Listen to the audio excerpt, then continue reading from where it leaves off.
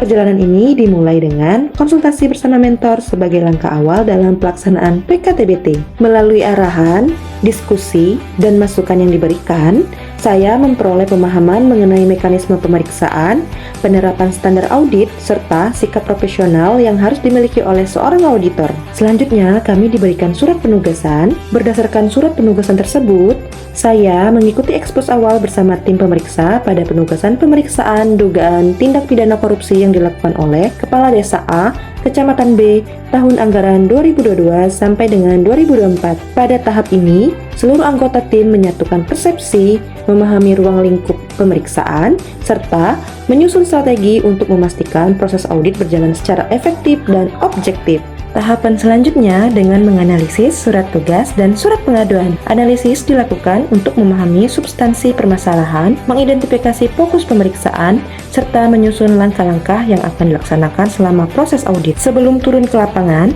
seluruh data, dokumen, dan perlengkapan pemeriksaan dipersiapkan secara cermat. Persiapan yang matang menjadi fondasi penting dalam menghasilkan pemeriksaan yang berkualitas dan dapat dipertanggungjawabkan.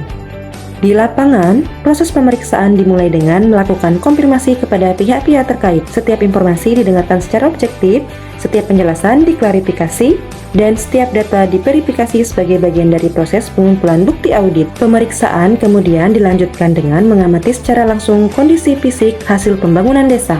Fakta-fakta yang ditemukan dibandingkan dengan dokumen perencanaan dan pelaksanaan, kemudian dituangkan secara sistematis ke dalam kertas kerja audit sebagai dasar penyusunan kesimpulan pemeriksaan. Tidak hanya pemeriksaan fisik, kami juga melakukan telaah terhadap dokumen pengelolaan keuangan desa, meliputi APBDes, laporan realisasi anggaran, rencana anggaran biaya, serta surat pertanggungjawaban.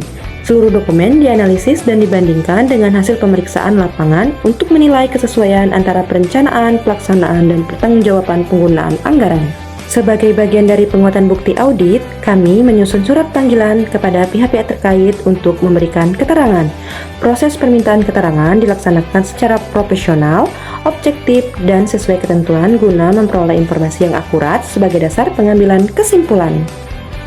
Seluruh hasil analisis kemudian disampaikan kepada ketua tim dan pengendali teknis untuk dibahas bersama. Melalui diskusi dan evaluasi tim, setiap bukti dianalisis secara komprehensif sehingga menghasilkan temuan pemeriksaan dan rekomendasi yang tepat, objektif, serta memberikan nilai tambah bagi tata kelola pemerintahan desa.